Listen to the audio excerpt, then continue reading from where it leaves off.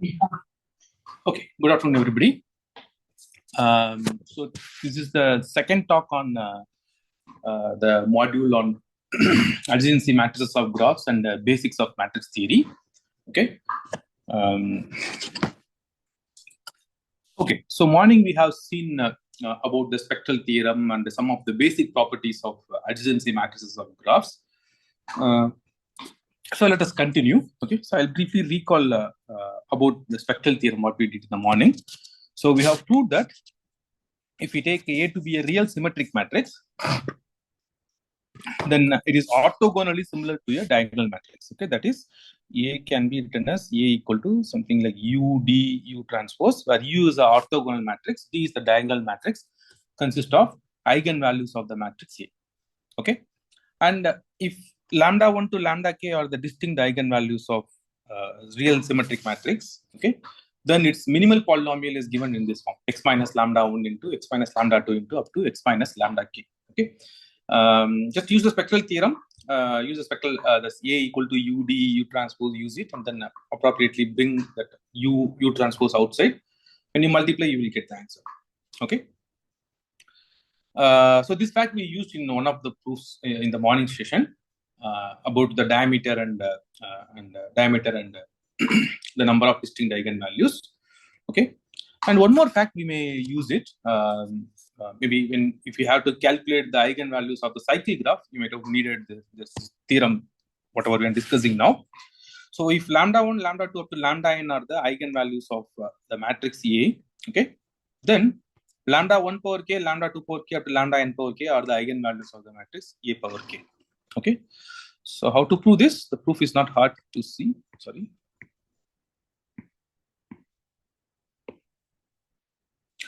So if Ax equal to lambda x, okay, then that will imply A square x is equal to, so A square x can be thought of as A into Ax. Okay, this is same as A into, for one side Ax into lambda. Okay, and then this scalar this multiplication by a matrix is a linear transformation, so I can bring out this lambda outside. So A lambda x is same as lambda into Ax. This is same as lambda square x. Okay, since x is an eigenvector, so x is different from 0.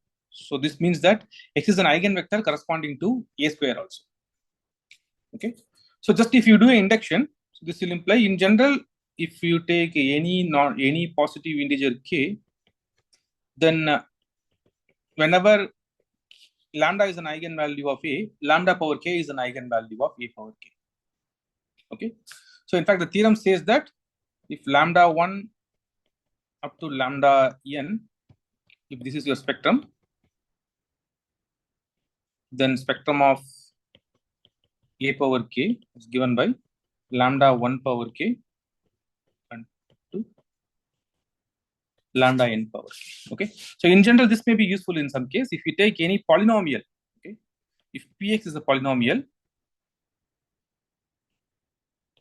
okay, then maybe I'll assume just a real coefficients. So I want only for symmetric matrices with real coefficients.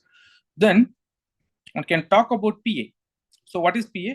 Suppose Px is of the form Px is given by, let us say, A0 plus A1x plus up to A s x power s. Okay, then this matrix PA, you can define it this way. Just to plug in A instead of the variable x. Okay, so to A into Ax. Okay, so now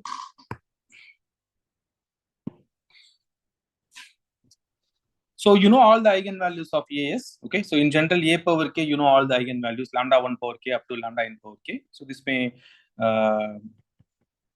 you may guess it. So the spectrum of, if you take any polynomial in that matrix, then that is exactly just to evaluate your eigenvalues at the polynomial. Okay, you are going to get the spectrum of this polynomial thing. Okay, so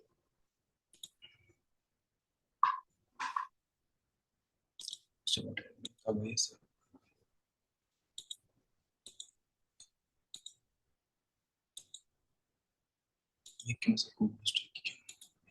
Okay. Okay, this is an interesting property.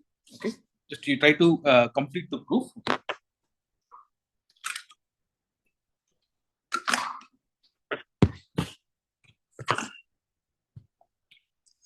Now we will need one more class of matrices which are called the positive semi-definite matrices. Okay, so in the adjacency point of view, like adjacency matrices are never positive semi-definite. Okay, we'll see that why it is not the case. But Laplacians are always positive semi-definite. Okay, this fact we will use in Professor Sasmitha's lecture as well as Professor Rakesh Venkat's lecture. These things will be useful. Okay, let me recall. So a symmetric matrix A, a real symmetric n by n matrix A is said to be positive semi-definite if this quadratic form x transpose Ax, this is same as this inner product Ax with x. It should be non-negative for every x in Rn. Okay, for every x in Rn, this quadratic form associated with the vector A x transpose Ax should be non-negative for every non-zero vector. Sorry, every vector. Okay. So note that it's like in order to define the positive semi-definiteness in Rn, okay, for real matrices, you need the symmetricity. Okay, if you have seen the spectral theorem or positive semi-definite matrices for complex matrices, you might have seen that when you define the positive semi-definiteness for complex matrices, you don't need Hermitian. Okay, the positive semi-definiteness of the matrix over the complex, it will imply the Hermitian. So here we need to assume for real positive semi-definiteness, you need to assume the symmetricity. Okay, for such type of matrix, we have this nice characterization. Okay, so maybe here it should be A in Rn and then A is symmetric. Otherwise, this equivalence you may have to struggle a bit. Okay, for a symmetric matrix, all these three conditions are equivalent. Okay, so let us see how to prove it. So A is PSD. Okay, first of all, A is symmetric. Okay, A is symmetric. This means that A can be diagonalized unitarily, orthogonally. So A equal to something like UD U transpose. Okay, and in fact, 1 implies 2 is really simple. Just by the definition itself, we can get it. Because if Ax equal to lambda x, okay, that is the meaning of saying lambda is an eigenvalue. So this implies that you see x transpose Ax. X transpose Ax is lambda x transpose Ax. So this implies lambda is equal to x transpose Ax. Note that x transpose x, this is always a non-negative quantity. Okay, if x is different from 0, this is positive. In the numerator x transpose Ax, since A is PSD, our assumption is A is PSD, so this implies that this quantity is always non-negative. That is, all the eigenvalues of A are non-negative. Okay. Then let us use the definition of positive semi-definite. You need only you don't need x different from 0, because if you substitute x equal to 0, what you will get? X transpose Ax is equal to 0. Okay, that is fine. If your question is about positive definite, then positive definiteness, you need a non-zero vector x. Okay, so when do you say, since the question is arised, positive definite, definite, if transpose Ax is strictly greater than 0 for every x different from 0. Okay.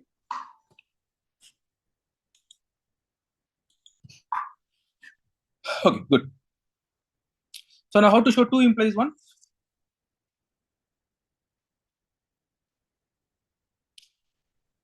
So A is given by A equal to A transpose, and then all the eigenvalues are real. So that implies that the diagonal entries of this matrix D are non-negative. Okay, by D greater than or equal to 0, I mean the diagonal entries are non-negative. Okay.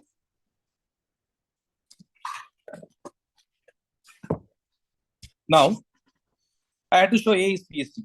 Okay, the claim is A is a positive semi-definite matrix. So you have to show that the quadratic form associated with any vector is non-negative. Okay. So X transpose AX. So this is same as, maybe if you are comfortable in inner product notation, I'll use the inner product notation. Okay. So this is same as in our notation, inner product notation, AX with EX. Now use that is an application of spectral theorem. So use the spectral decomposition, A U D U transpose X with X. Okay. This is same as inner product D U transpose X with U transpose X. But this quantity is non-negative. Why? Because the entries DAs are non-negative. Okay, you can do a substitution, y equal to U transpose X you take, then you will get D1 square Y1 square plus D2 square Y2 square and so on. Right? So since DAs are non-negative and Y squares are non-negative, then the sum is going to be non-negative quantity. Hence, this is a positive semi-definite matrix. That is, A is a positive semi-definite matrix. Are you with me?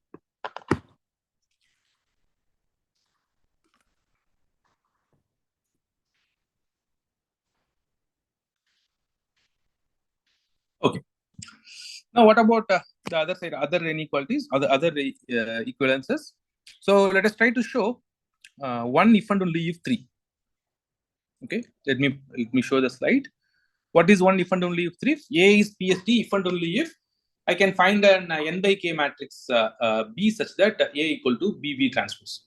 Okay.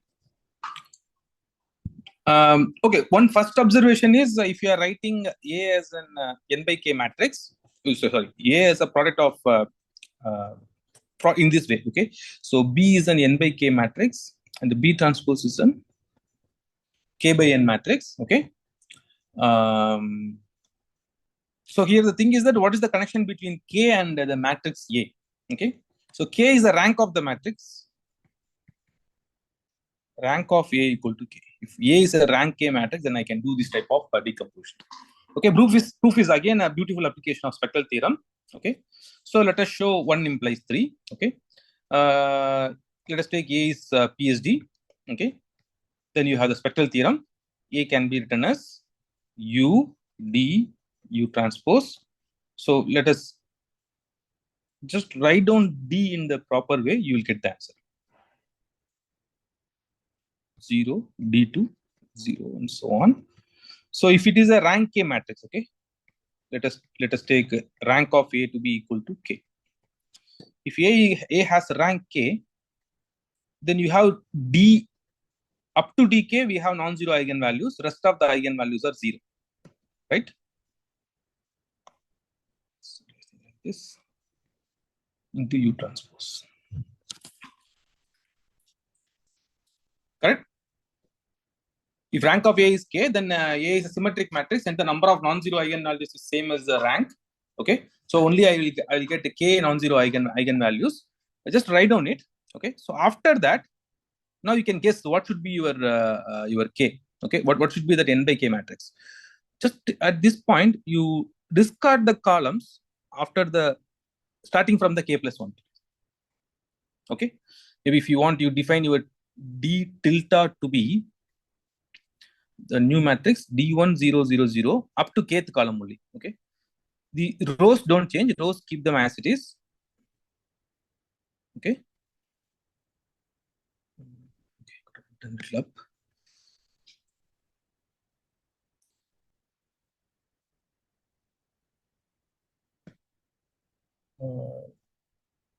Then keep the 0 rows as such. Okay. What's the size of this matrix? This is an n by k matrix. Now define your B to be B equal to U into T tilde. Okay. Then what is B transpose? Not T tilde. Square root of T tilde. Okay. Where square root of T tilde is nothing but, since the diagonal entries are non-negative, in fact, here it is positive, just take the square root of all these diagonal entries. Okay. It's not appropriate to call diagonal entries here because it is no more square matrix. Okay. The diagonal entries which you obtain from the original matrix D. Just take the square root. Okay. Then what is B transpose? B transpose is square root of D tilde transpose into U transpose. Okay. Then what is BB transpose?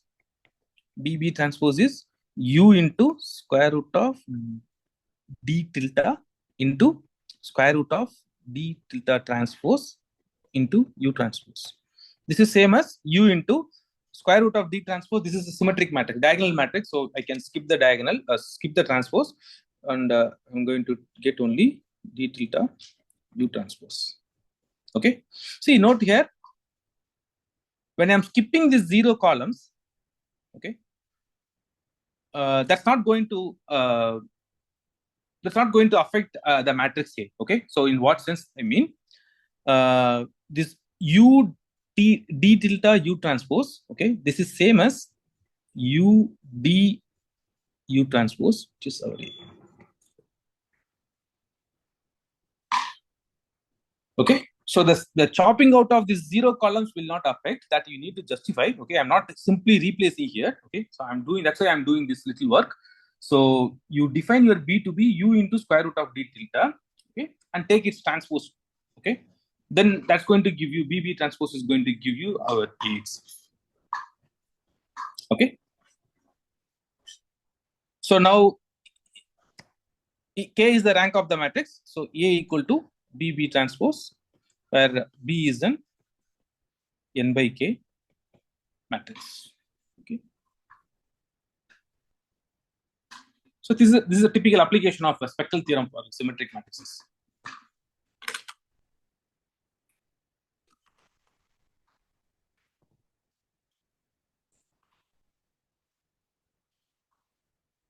Is it okay? Okay. So in this case, converse is really simple. If A is of the form 3 implies 1, if A is of the form BB transpose, then A is PSD. You don't need a proof like why it is the case. Inner product AX with X, this is equal to inner product BB transpose X with X. This is equal to inner product B transpose X with B transpose X. This is norm of B transpose X the whole square. This is a non-negative quantity. Okay. So in fact, you could have posted this question in this way. If A is of the form BB transpose, then I'm getting A as a positive semi-definite matrix. The question is whether every positive semi-definite matrix can be obtained in this way, or can you give a factorization? Okay, this is also known as Kolesky factorization for positive semi-definite matrices. Okay. So for a symmetric positive semi-definite matrix, these 3 things are the same. Okay. And this positive semi-definite matrices has the cone structure. Okay. So what do I mean by that? So let Sn denotes the set of all symmetric matrices in Rn by n. Okay. Is an n by n symmetric matrices. Just collect all those things. That will form a vector space. Okay. So note that Rn by n is a vector space. Morning we saw that.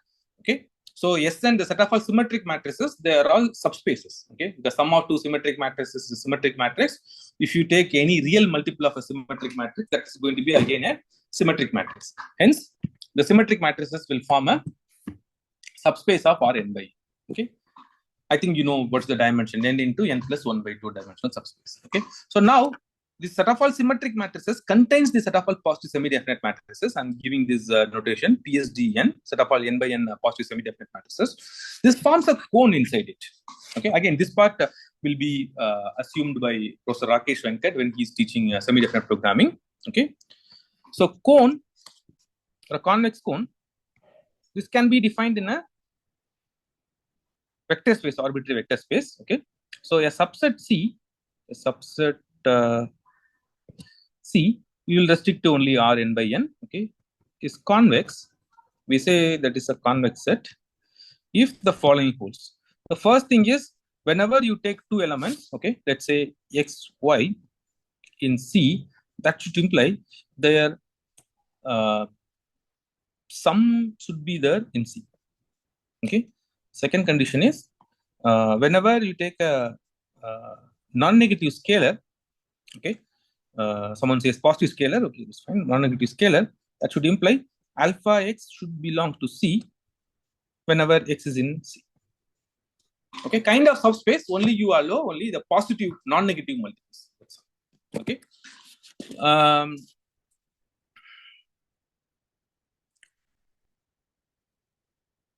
Okay, this if a subset which satisfies these two conditions is called a cone. Okay, so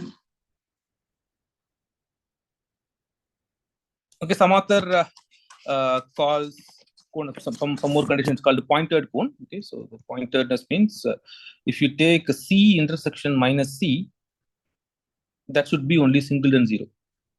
Okay, so C intersection minus C means C is set in a vector space. So for every element, you can define negative of it. Okay, so just you see the intersection of C and minus C, that set should contain only zero. Okay, this is known as the pointed cones. Okay.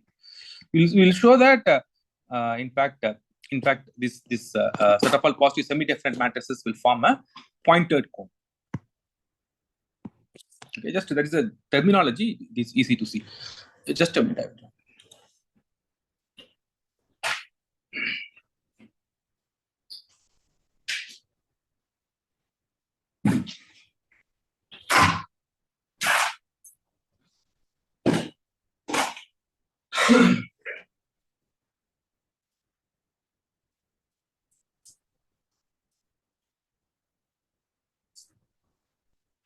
Yeah.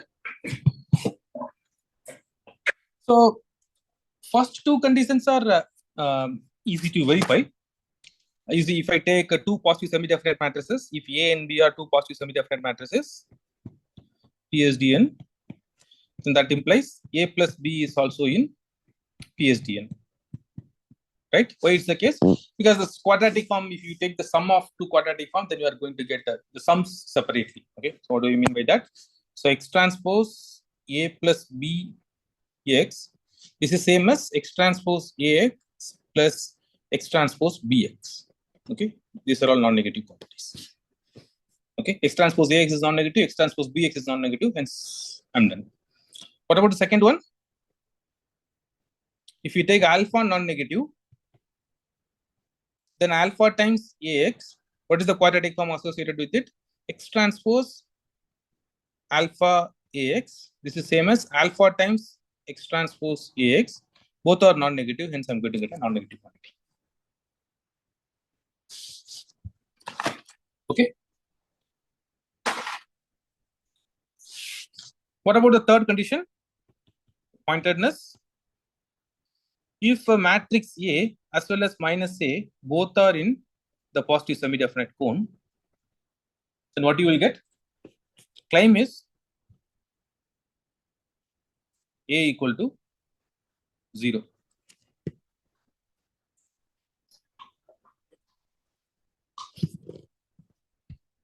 I will show.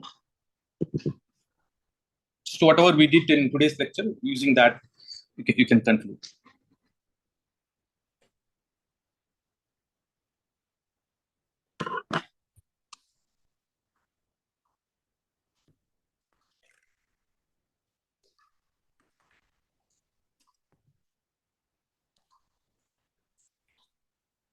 You can hear me, right? Since all the eigenvalues are non-negative. Sorry? Since all the eigenvalues are non-negative of both A and minus. The eigenvalues of A are non-negative. A is PSD. This implies eigenvalues of A are non-negative. Minus A is positive semi-definite. That implies the negative of eigenvalues of A are non-negative. That is same as eigenvalues of A are non-positive. Okay, eigenvalues of A are non-positive because minus A is positive semi-definite. So together this implies eigenvalues of A are equal to 0.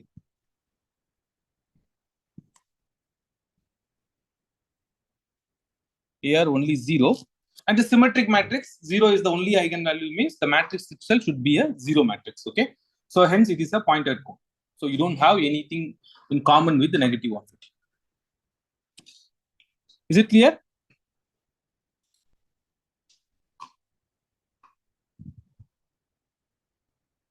Okay. So yeah, so I will when I'm proving the Hoffman's theorem, I will use this one of this equivalent properties. So like something like this property, I will use Hoffman's theorem. Okay, either I will give the proof tomorrow or the last lecture I will prove it. Okay, great. Do you have any questions before I proceed further?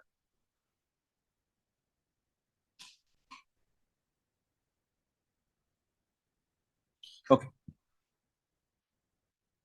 So now let us discuss about this Rayleigh quotient. Okay. So Rayleigh quotient is a number associated with a vector and a matrix. Okay. So if A is an n by n matrix, okay, or any n by n matrix, and for any non-zero vector x in Rn, okay, one can associate a number. It's called the Rayleigh ratio. Okay, are denoted by Ra of x transpose Ax by x transpose Ax. Okay. So for the symmetric n by n matrices, okay, so we have already seen that all the eigenvalues are real. Okay. So if you list all the eigenvalues in this order, okay, lambda 1 is the largest eigenvalue and lambda n is the least eigenvalue. Okay. Then we have some nice formula for these quantities. Okay, for this largest eigenvalue and for the least eigenvalue, you have this type of nice formula. Just you optimize this quadratic form, not quadratic form, this Rayleigh ratio over all non-zero vectors. Okay, so you are going to get the maximum eigenvalue and the minimum eigenvalue. Okay. So how to see a proof? Again, the proof is a simple application of spectral theorem for symmetric matrices. Okay. So whether the statement is clear, if I have a symmetric matrix, then we have a formula for the largest eigenvalue and the smallest eigenvalue in terms of the Rayleigh quotient. Okay, this is what we are going to show. Okay, so A is a symmetric matrix. Okay, so whenever you have a symmetric matrix, if you have to prove something related to eigenvalues or something, it's always better to apply the spectral theorem first. Okay, so A can be written as A equal to U transpose, where D is given by the diagonal matrix whose diagonal entries are lambda 1, lambda 2 up to lambda n. Rest of them are equal to 0. Okay, so one of the another consequence of spectral theorem is, okay, if A is a symmetric matrix, okay, there exists a basis. Okay, there exists a basis or orthonormal basis. Okay, not even a basis. There exists an orthonormal basis for the space Rn consists of the eigenvalues, eigenvectors of your matrix A. Okay, if A is a symmetric matrix, then the space Rn admits a orthonormal basis which consists of eigenvectors of this matrix A. Okay, so we will assume this fact. Okay, in fact this is the spectral theorem. This is one of the equivalent version of spectral theorem. Okay, so if you assume this fact, if I take any x in the space Rn, okay, maybe if you want to, let us give a name to this orthonormal basis. The name for the thing we have chosen something, right? Yeah, U1 to UN. Okay, so let us take U1 to UN be that orthonormal basis. So be the orthonormal basis of eigenvectors. Okay, so now if I take any arbitrary vector x in Rn, then by the definition of basis, this x can be written as something like alpha I into ui. I equal to 1 to n. Summation alpha into ui, summation runs so I equal to 1 to n. Okay. Now, just to calculate ax. What will be ax? Ax is into summation I equal to 1 to n alpha into ui. This matrix multiplication is a linear operator, so you can bring that a inside summation I equal to 1 to n alpha into aui. Now, what are auis? See the definition of uis. What are auis? Lambda 1 to lambda n are the eigenvalues, and u1 to un are the corresponding eigenvectors, okay, which are forming an orthonormal basis. Hence, these auis will become, what is auis? Alpha into lambda I ui, okay, because aui is equal to lambda I into ui. Okay. Now let us calculate this quadratic ax with, sorry, this one. What happened to this? This quantity is inner product summation I equal to 1 to n alpha I lambda I ui, comma, what is x? X also use the representation in terms of the orthonormal basis, lambda I into, I'm sorry, alpha I into ui. Okay, and this is a routine exercise in linear algebra. When you have expression in terms of the orthonormal basis, then only sort of the diagonal terms will survive, rest of them will die. Okay, so this is same as alpha 1 into,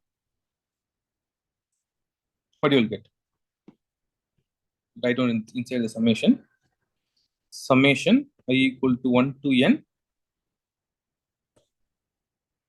alpha I absolute value square into lambda i's. Do you agree? Okay, if it is not clear, let me write one intermediate step. This quantity is same as, so first you have double summation, right? So this can be taken as summation I equal to 1 to n summation j equal to 1 to n. Let us take maybe if you want to call this as j, okay, call this as j summation, can take all the constants outside, alpha I lambda I alpha j bar to inner product ui with uj. Just I applied the this quasi-linear linearity of the inner product. From the first term, take alpha I lambda I, keep ui inside. So the second term, take alpha j's. Okay, but the ui's are orthonormal set of vectors. So hence ui into uj, that will be non-zero only when I equal to j. Hence that will cancel, or that will destroy this sum. So you are going to get only this quantity equal to summation I equal to 1 to n alpha I lambda I alpha I bar to inner product ui with ui. This is 1. Okay, hence I'm going to get summation I equal to 1 to n alpha I square lambda I. Okay, we're working with real vector space, so I don't need a modulus. We are working in complex. The same proof will work for Hermitian thing with absolute value. Okay. So what is our aim? Why are we doing all these things? We want to show that this maximum of this quantity x transpose ax by x transpose x is equal to lambda 1. Okay. Now,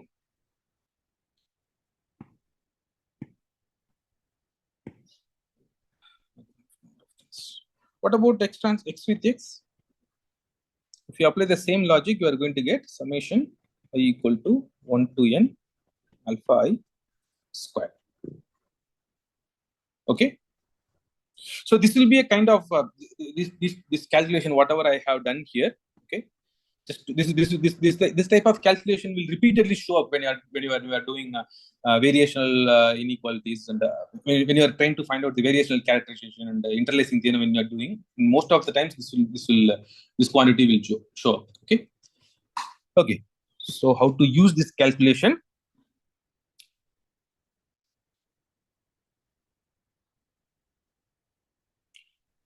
Okay. So these two things we have. So if I take any arbitrary x in, okay, that is enough. I don't need to repeat these things. So inner product ax with x divided by inner product x with x. This quantity is summation I equal to 1 to n alpha I square lambda I divided by summation I equal to 1 to n alpha I square. Okay. So our ordering of the eigenvalues is lambda 1 is greater than or equal to lambda 2 is greater than or equal to lambda n. Okay. Now lambda 1 is the largest one. So if I replace the numerator, in the numerator, every lambda I by lambda 1, okay, what will happen? So this quantity will be less than or equal to the numerator, every lambda I will replace with lambda 1. So I will get just lambda 1. Every lambda I replace with lambda 1. Okay, lambda 1 is the largest one. Okay, if you lambda 1, if everywhere if you are replacing by lambda 1, you can bring that lambda 1 outside of the summation. Inside the summation, you have the same quantity. Okay.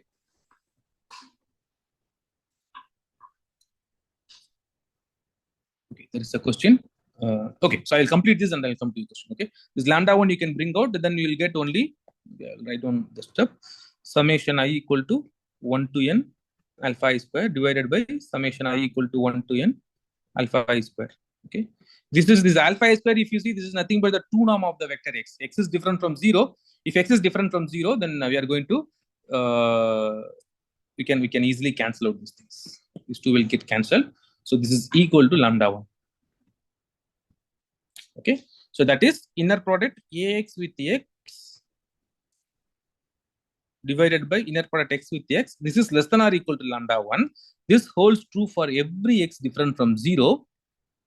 Okay, this implies if I take the supremum on the left hand side, okay, or ax with x divided by inner product x with x different from 0, this is less than or equal to lambda 1.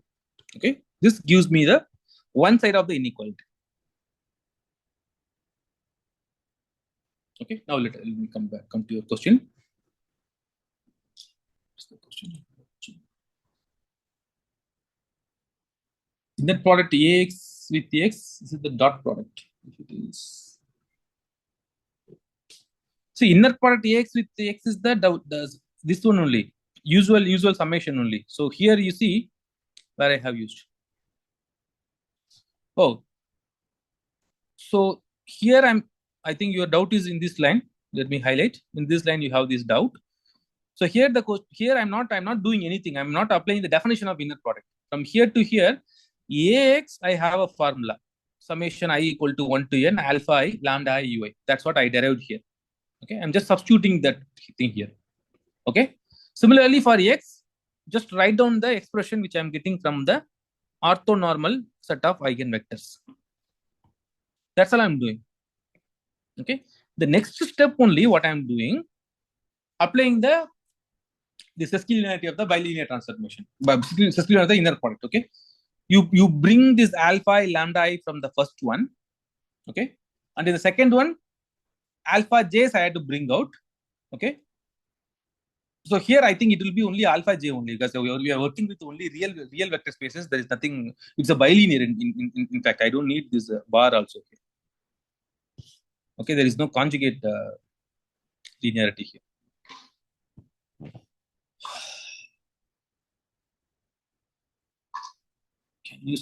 Can you write it there?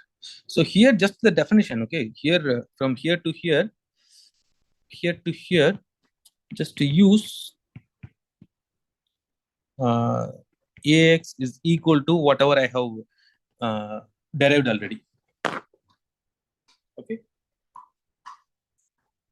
The next line. Okay, if it is clear, what is the next line? So you want from here to here, this line to this line.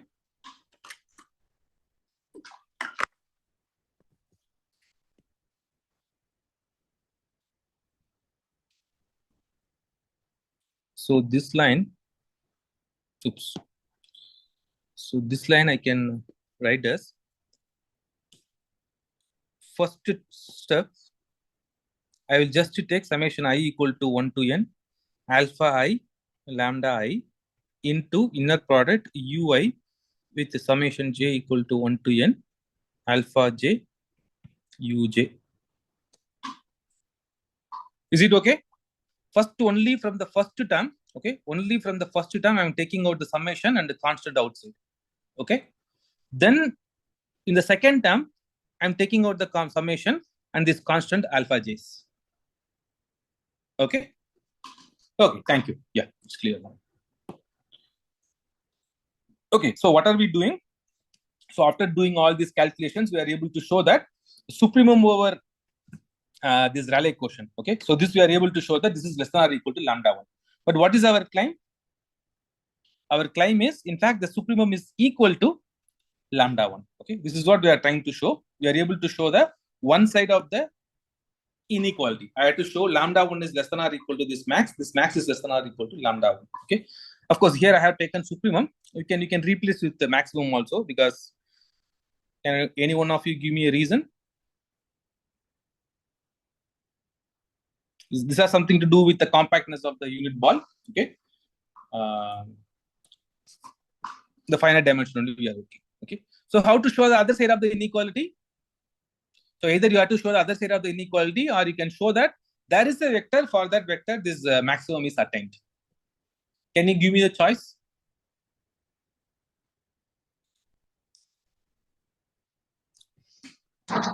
Eigenvector. Sorry. Yes, correct.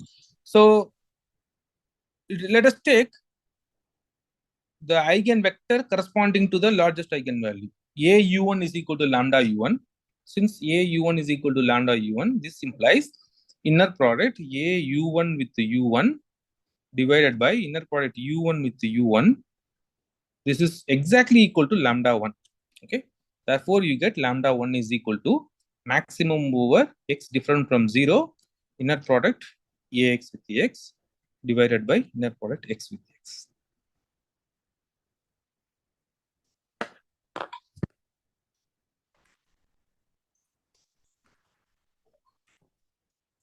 Is it clear for the maximum part?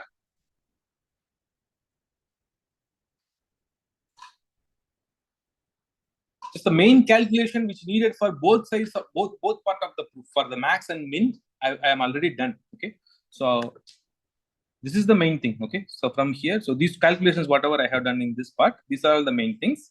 Okay, so from here only the main thing starts.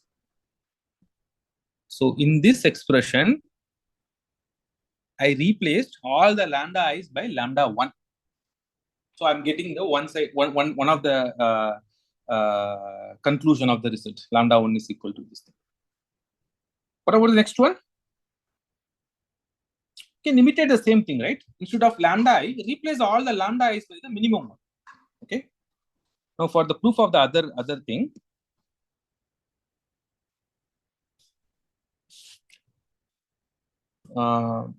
maybe I can give a name here. Okay, let us put a star. So from star, what do you have? Inner product ax with x divided by inner product x with x. This is equal to summation alpha I square lambda I divided by summation alpha I square. So this quantity is greater than or equal to lambda n. Because lambda n is the least eigenvalue, you have n numbers, lambda 1, lambda 2, lambda n. Now you are replacing all the n numbers by the least among all of them. Okay. If this is true for every x, okay, then in the other side, I can take the minimum.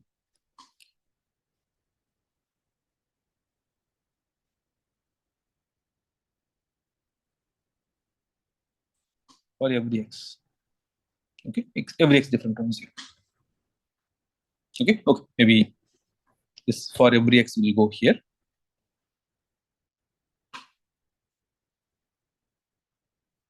Now, how to conclude? Lambda n is equal to minimum x not equal to 0, inner product ax with x divided by x with x. How to conclude? since AUN is equal to lambda n un. Take the eigenvector corresponding to the least eigenvalue, you will get it.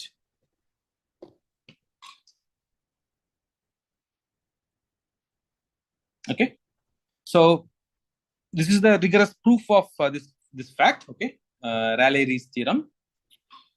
For the nth, for the smallest eigenvalue and for the largest eigenvalue, you have a nice formula like this. Okay, and in fact, this formula, once you see this type of formula, then what is the natural question? For rest of the eigenvalues, lambda 2 to lambda n minus 1, can I get a formula like this? Okay. So actually, this formula will be useful in when you are doing this, when you are establishing bounds for the eigenvalues. Okay. So you will see this is useful. Okay. There is a question. Subhendu Chaudhary. Suppose that for some non-zero vector x, the Rayleigh quotient, the Rayleigh ratio attains its maximum value, which is equal to the largest eigenvalue. Yeah, that's a good question. Think about it. Okay. So when the maximum is attained at a vector, okay, will it imply the vector at which the maximum is attained, is it a eigenvector or not? Okay, just think about it.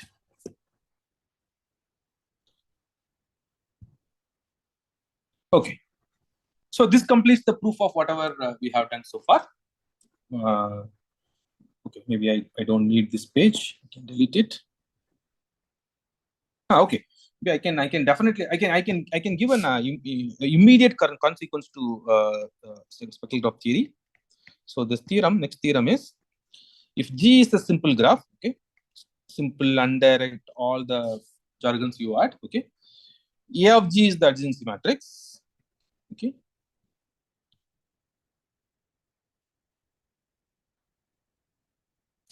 then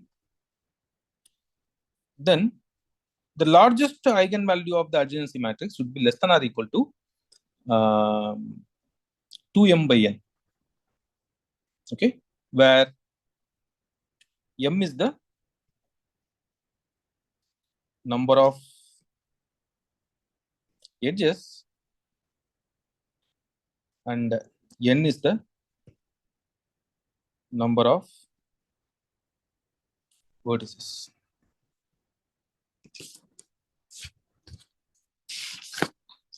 Okay, m and n are number of vertices and number of edges. Yeah. Is statement clear? What are we showing? What are you trying to show?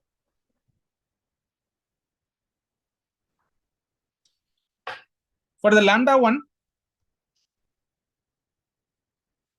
what's the formula? Maximum over x different from 0, x transpose A of G into x divided by x transpose x. Okay. Oh, maybe I might have written the inequality in the reverse way. Okay, let us do the proof. So, in general, when you are trying to establish bounds for these eigenvalues, okay, you can use some appropriate vectors, okay, to get bounds. So here, let us choose E to be all ones vector. Okay. Okay, we are using E. Okay, take E transpose to be all ones vector. Then what is E transpose A of G into E?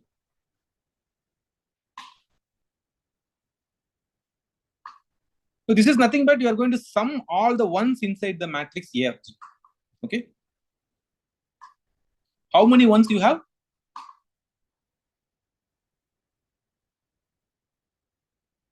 Okay. What is the meaning of row sum in adjacency matrix?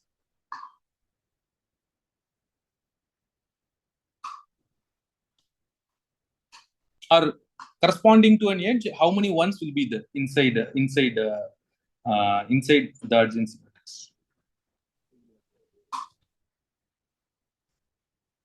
Exactly 2 times m. Okay. Whenever you have an m is the edge which connecting E is the edge connecting, let's say, u and v. Then in the uv place and vuth place you have 1. That means that every edge corresponds to 2 in the sum. Okay. then what is E transpose E? This is just N. Okay. So hence lambda 1 is greater than or equal to, so maximum. So this quantity is greater than or equal to 2m by n. Okay. So that's what I said. I didn't prepare the proof, just I thought I will do it. Okay. Lambda 1 should be greater than or equal to 2m by n. So the proof clear? Just a direct application of what we have done.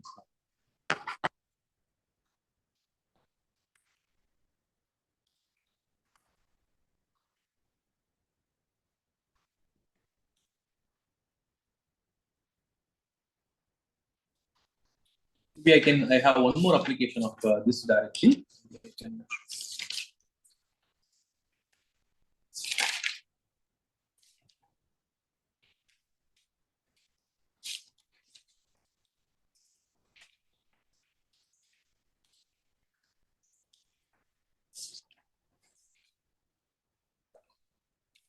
Think about this proof. If it is okay, then I will proceed with other things.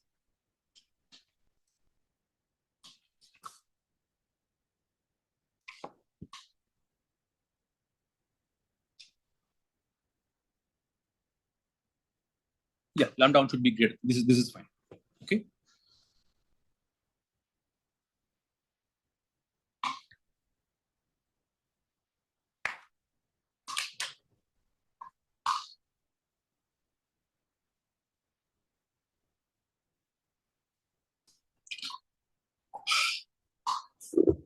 Okay. So maybe I will do it when need it.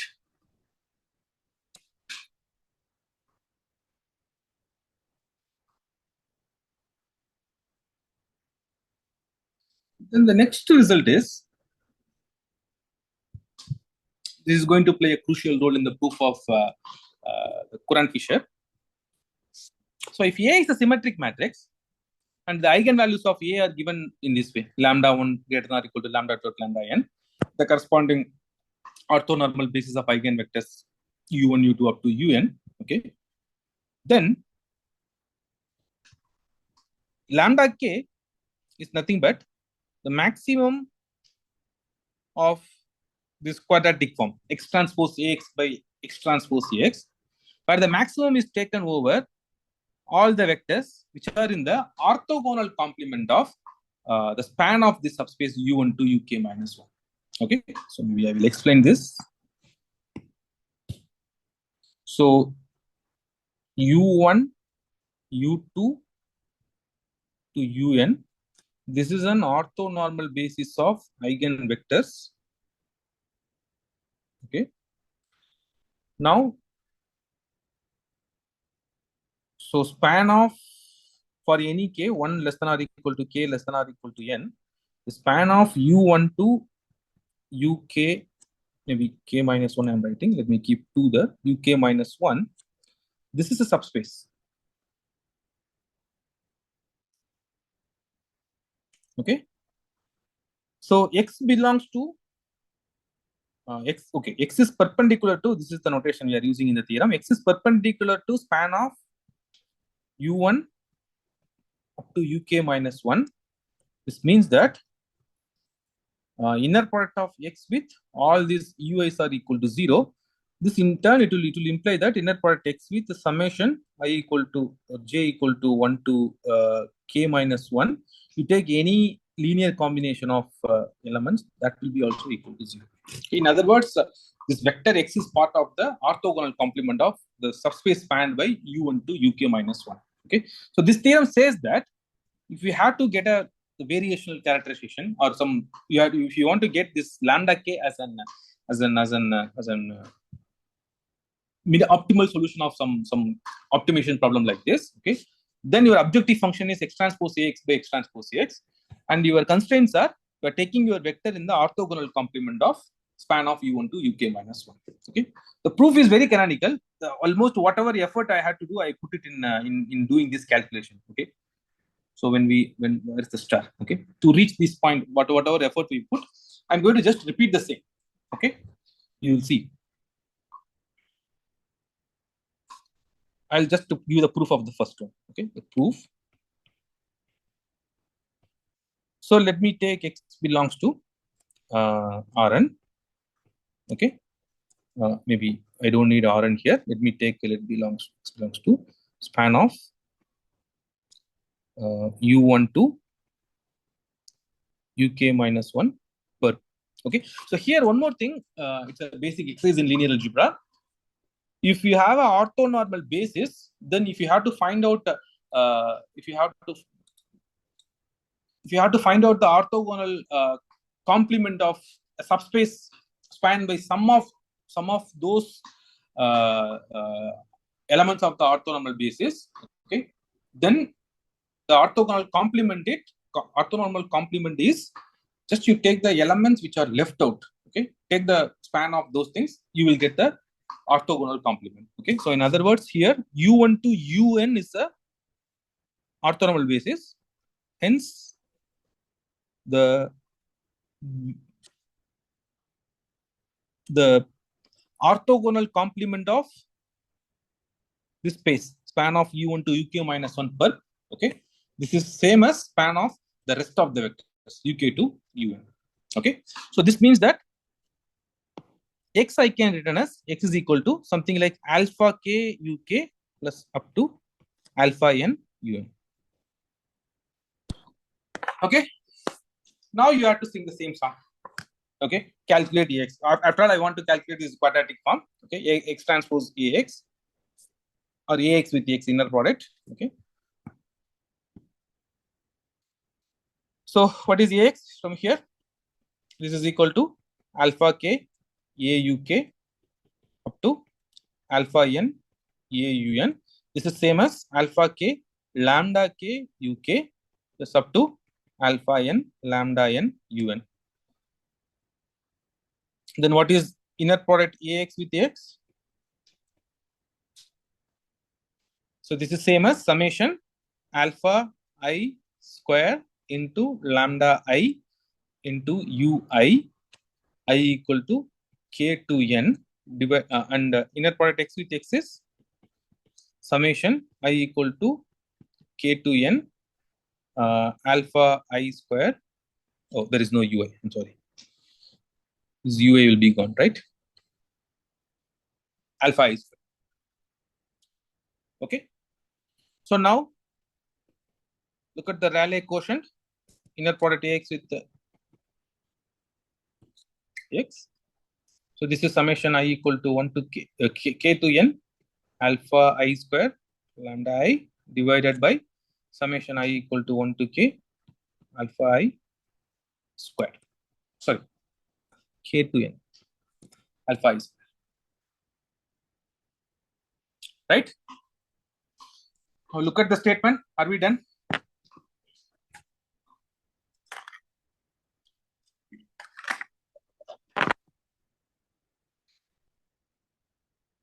The first statement we are trying to show. Are we done with the first statement? Let me come back. So starting from k to n. So in this summation, if you see, summation is starting from k to n. So lambda k is the least one. Right? Are you with me? This is not hard like what we did previously. We are just repeating. Alpha k is the least one. Okay. So I can replace this sum is greater than or equal to alpha, not alpha k, maybe just lambda k. Lambda k is the least among lambda k to lambda n. Okay. That's the ordering we have. I hope I'm not saying in the reverse way, right? Oh, I'm sorry. So lambda k is the largest one. Okay, lambda 1 to lambda n, lambda k is the largest one. So if I take this, then this should be less than or equal to, sorry, this is less than or equal to lambda k. Okay, inner product ax with x divided by x with inner product x with x, this is less than or equal to lambda k. This holds true for every x in your span of u1 to uk minus 1 per. Okay, so now I can take the supremum or maximum over x belongs to span of u1 to uk minus 1 per inner product ax with x divided by inner product x with x. This is less than or equal to lambda k. Okay, I hope we are doing in the right direction. Yeah. How to complete the proof?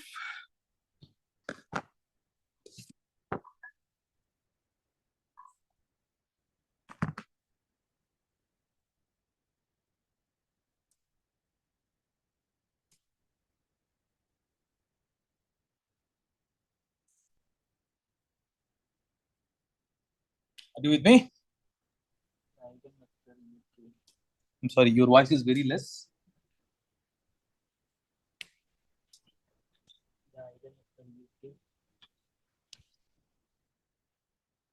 Is it the problem with my end or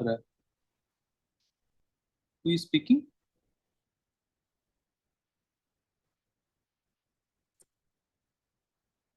Stonemore Yes, line. Yes, yes. Now I can hear you. Yeah, yeah. Yeah, can you say now?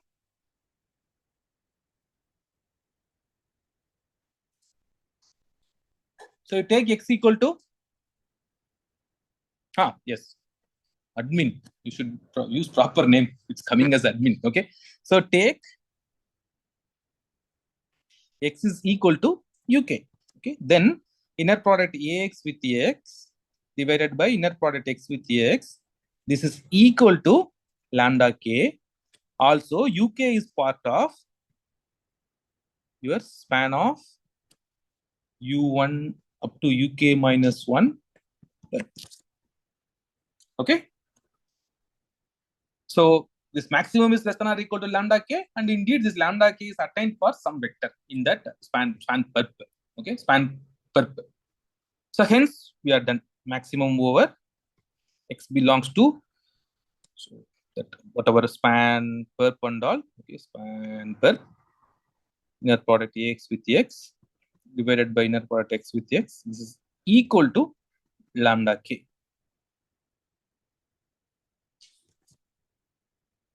Okay. Now how do you show the other side of the other equation?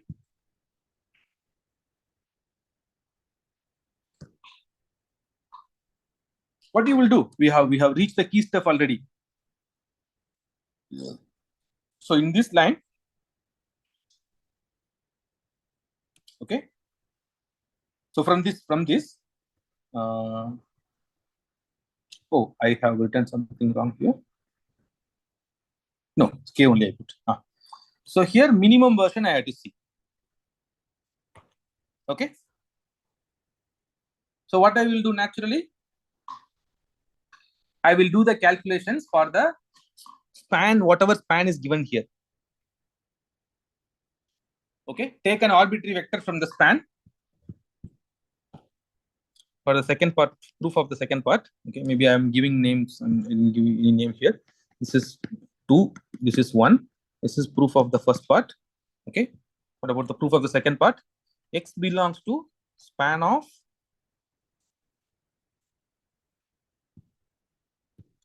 UK plus 1 to UN. Okay, X belongs to, there is no perp here, UK plus 1 to UN. So, sorry, perp is there. Perp will be get it. I can get rid of this perp by replacing the span by the elements which are not part of that orthonormal basis. Okay, means whatever left out, U1 to UK you keep, UK plus 1 to rest of them you throw. That is okay. The next can be written as summation I equal to 1 to n, 1 to k, alpha I, ui. So inner product ax with x divided by inner product x with x. I'm not going to repeat the entire calculation. Directly I can write. What I will write here, summation I equal to 1 to k alpha I squared into lambda I divided by summation I equal to 1 to k alpha I squared. Okay. So lambda 1 is the largest one, lambda k is the least one in this summation. So if I had to replace everything inside the sum by lambda k, then this quantity is greater than or equal to lambda k into summation I equal to 1 to k alpha I square divided by summation I equal to 1 to k alpha I square. That will get cancelled, only lambda k I will get. Okay, so this holds true for every x different from 0 in Rn. Okay, so this will imply minimum of, oh sorry not, I tend to write Rn here, for every x non-zero in this space, it again in this space. Okay, so hence minimum over span of this u1 to uk, that is same as uk plus 1 to un per this inner product ax with x divided by inner product x with x. This quantity is greater than or equal to lambda k. Now why inequality should hold? Equality holds as auk is equal to lambda k uk. So this implies inner product auk with the uk divided by inner product uk with the uk is equal to lambda k. Okay, and in fact uk is also part of the span per. Hence we are done with the proof of the second part. Okay, so these are the results which are used in spectral graph theory. Okay, like I just want to give a rigorous proof of all these things. Okay, if you understood the spectral theorem, then it is just one or two times if you see, it will become handy to you. Yeah, I have a new message. Oh, eigenvector uk. Yeah, correct.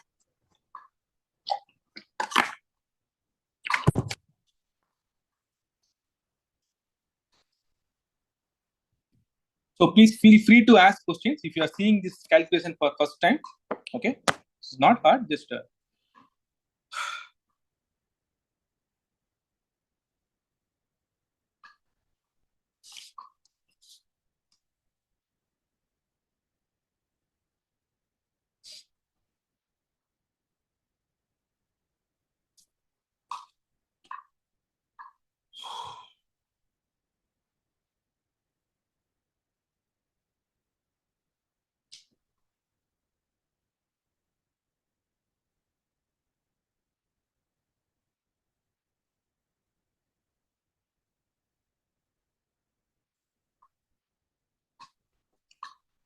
is it okay? Shall we proceed? Okay, so this is part of kind of the general version of Courant-Fisher theorem, which I am going to prove next. Okay, so Courant-Fisher theorem says this. Okay, this has a direct application in spectral graph theory. I will see in the maybe in the fourth lecture, which I am giving on Saturday. Okay, if I get some time to cover the proper application of Courant-Fisher, I will try to do that. Okay.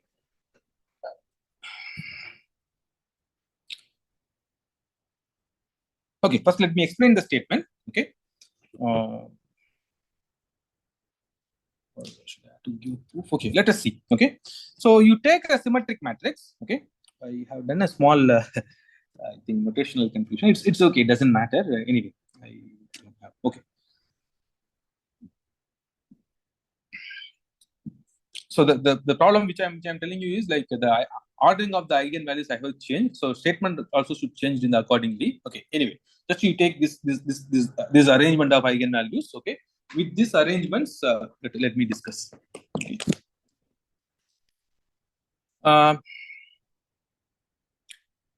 So let A be n symmetric n by n matrix. Okay, with the eigenvalues are ranged lambda 1 less than or equal to lambda 2 and up to lambda n. Okay, and let u1 to un be the orthonormal basis of eigenvectors corresponding to this eigenvalues lambda 1 to lambda n. Okay, and here's a new notation.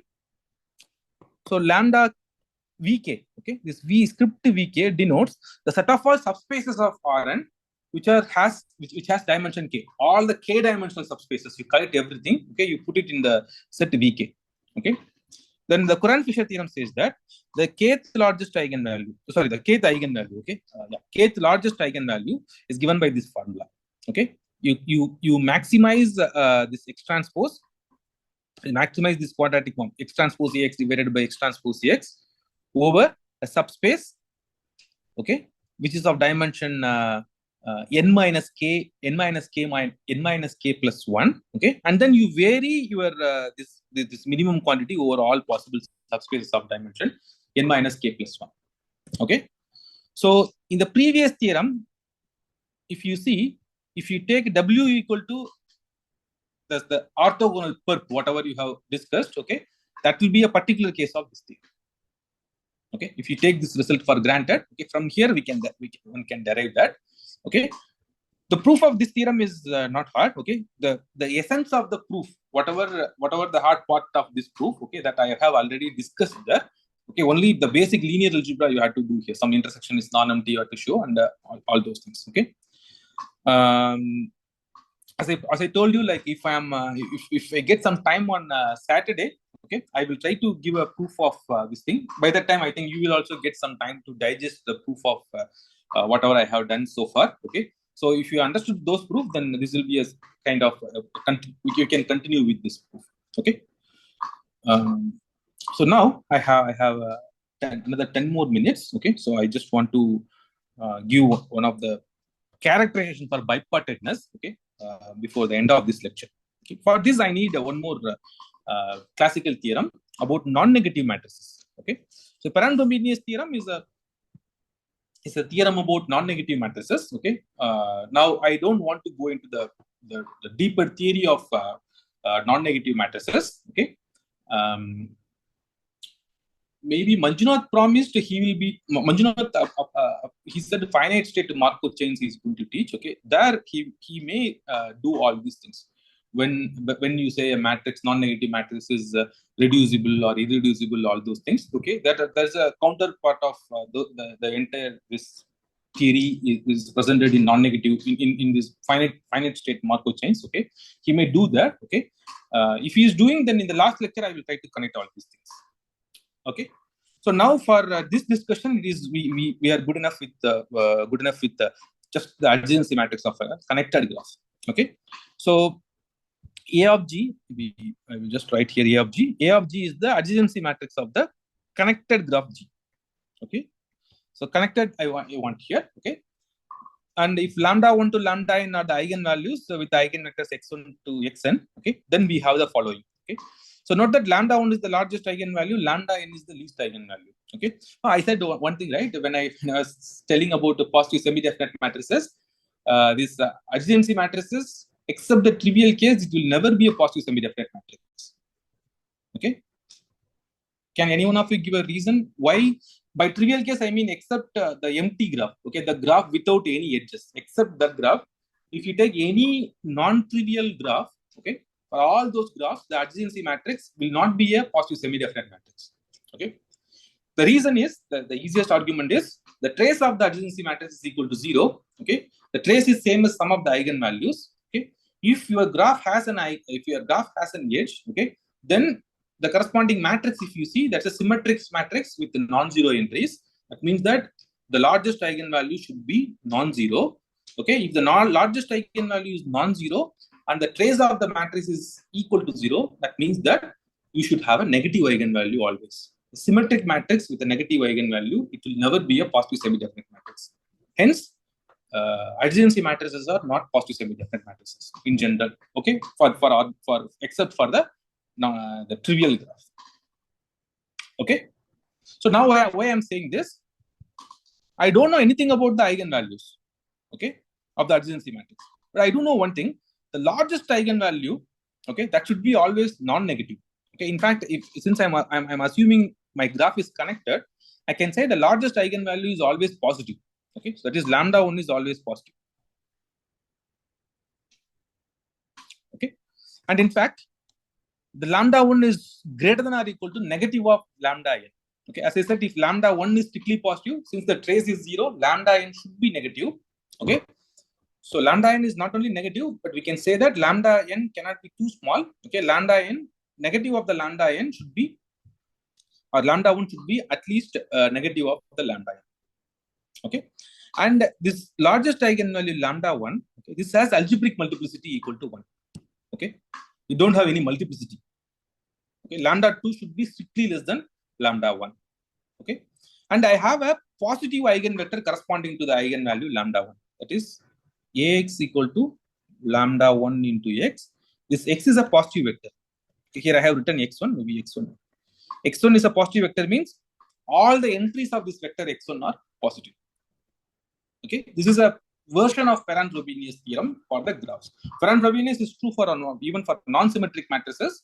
Okay, in terms of directed graphs, one can rephrase this irreducibility and other things. Okay, let us not go into that. Okay, so here to summarize, if A is a adjacency matrix of a connected graph, then its largest eigenvalue should be positive.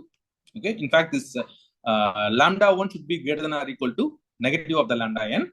Okay, and lambda n should be strictly greater than lambda 2. So this fact, when Sasmita is teaching algebraic connectivity, okay, this fact she will use. Lambda 2 is strictly greater than lambda 1 is strictly greater than lambda 2. So there you will find application of this. Okay. So now I will use this Ferrand-Frobenius theorem to prove something interesting about the bipartite graphs. Okay. So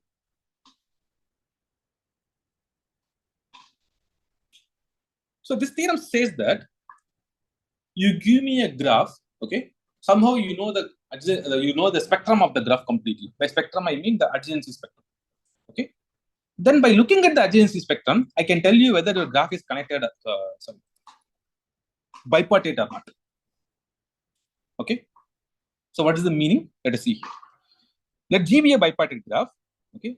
Then lambda is an eigenvalue of A of G if and only if minus lambda is also an eigenvalue of A of G. Okay. For a bipartite graph, no, A of G is not positive semi-definite. If it is not positive semi-definite, then it cannot be positive definite.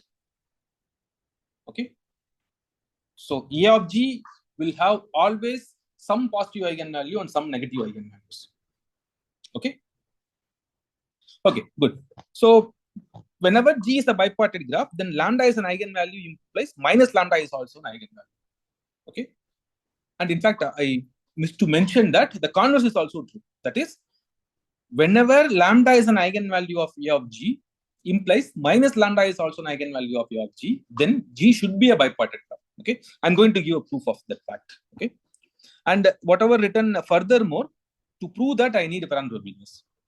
In case of connected graphs, okay, I don't need like lambda is an eigenvalue implies minus lambda is an eigenvalue. I don't need it. If the largest eigenvalue is equal to the negative of the least eigenvalue. Okay, if that is the case, then I can conclude that G is bipartite. Okay, so maybe let me mention. So 0 is here, lambda. Okay, since we are dealing with real matrices, real symmetric matrices, every eigenvalue is real. So this says that if G is a bipartite graph, then whenever lambda is an eigenvalue of G, minus lambda should be also an eigenvalue of G. This holds true for everything. Okay. The second statement says that you just take lambda 1, okay, then lambda n should be minus of lambda 1. That's all it says. This also characterizes bipartiteness. Okay. So how to prove it? So let us start with the bipartite. Okay, G is bipartite.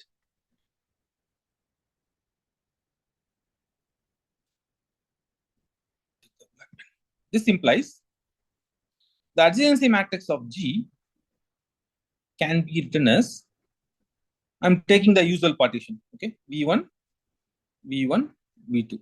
That is V1, V2 gives you the bipartition. 0. Here some B I get. Here some B transpose I get.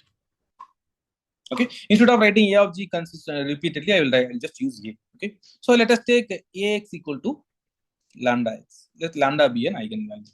Okay. Now let us partition the vector x in such a way that the partition is conformal with the partition of Ag. Okay. So now Ax, this will give me 0 into x1, b into x2. And for second one, I'll get b transpose x1 0. This is equal to lambda times x1, x2. Okay. So this means that B x2 which is equal to lambda x1 and the B transpose x1 which is equal to lambda x2. Now, if you consider this vector, let's say y equal to minus x1 x2. Okay, then let us see what is happening to this. What is happening to ay? Ay is nothing but B x2, right? B x2 minus B transpose x1. What is Bx2? Bx2 is lambda x1. What is B transpose x1? That is minus lambda x2. Right? That means that Ay is equal to minus lambda into y. I have taken x as an eigenvector corresponding to the eigenvalue lambda. Then I'm able to construct a vector y which is different from 0, which is the eigenvalue corresponding to the negative of the eigenvalue lambda. Eigenvector corresponding to the negative of the eigenvalue lambda, minus lambda. Okay. So if you observe it carefully, this is just a matrix theoretic result. Whenever you can write down your matrix in this form 0, B transpose 0, you can do this calculation. Okay. So for the bipartite graph, you have the spectral symmetry. Now to show the converse, you need to know some of the results which I did in the morning. Okay. So if A is the adjacency matrix, okay, what do you know about AII? Just summation. Okay. So AII is number of walks of length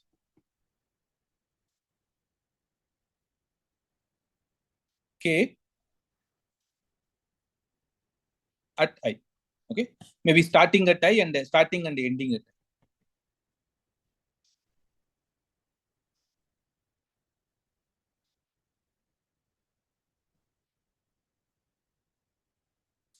Okay.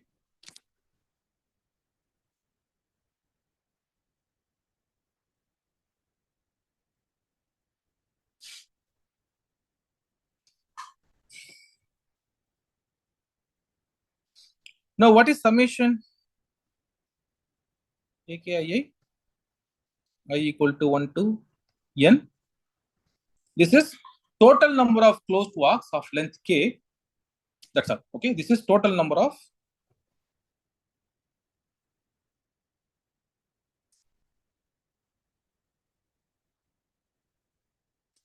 closed walk in closed walks of length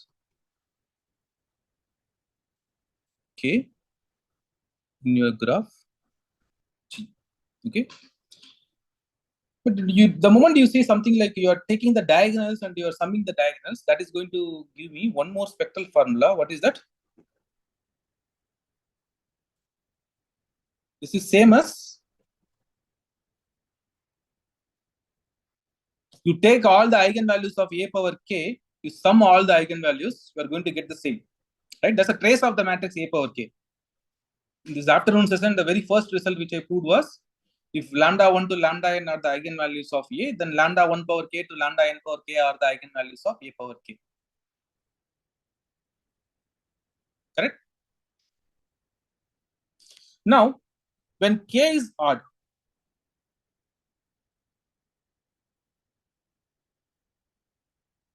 what will happen to this sum?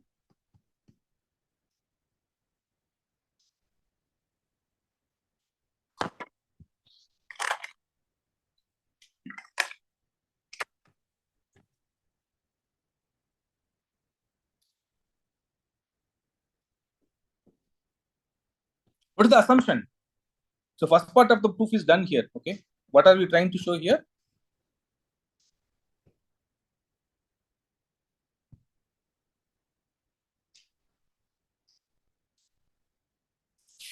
Right? That should be 0. Who is Subantu? Yeah, that is right. So is equal to 0 since lambda is an eigenvalue of A of G if and only if minus lambda is an eigenvalue of A of G. That is our assumption. Okay. We are proving the converse. Okay. So whenever lambda is an eigenvalue, minus lambda is also an eigenvalue. That is going to give me the sum is equal to 0. Okay. Are we done now? See, total number of closed blocks of length k, that is equal to 0. That means the total number of odd cycles itself is equal to 0. This implies G does not have any odd cycle. Okay, this implies G is bipartite.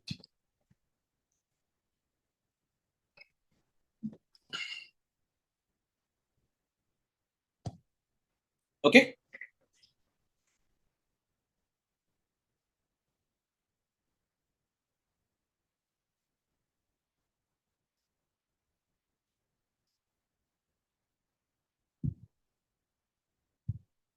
Okay, think about it. Maybe I'll stop here. Tomorrow, maybe I will recall again paranthropinus and I will do. It may be too much for you to see everything in the same day. If you have any doubt, please ask me. Okay, I'm not going to teach anything more. Okay, maybe I will take another 5 to 10 minutes to complete the proof of that. Anyway, tomorrow we can start freshly. I will circulate these notes today. You read and come prepared tomorrow.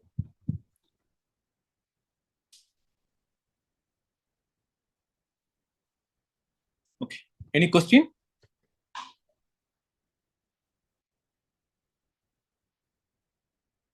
Okay. If there is no question, I will stop recording.